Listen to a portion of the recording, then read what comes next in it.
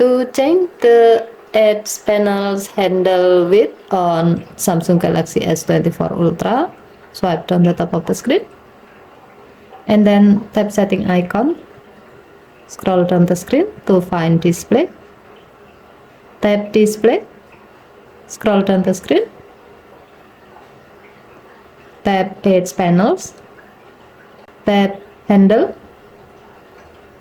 Scroll down the screen.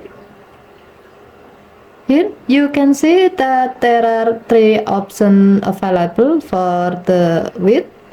First, you can select thin if you like to have a thin handle.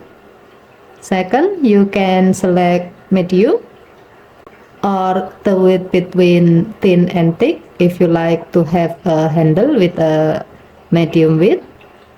Third, you can select thick if you like to have a thick handle. As the example, we will select thick to make the handle more visible. Okay, thank you for watching. Please help to like and subscribe. Have a nice day.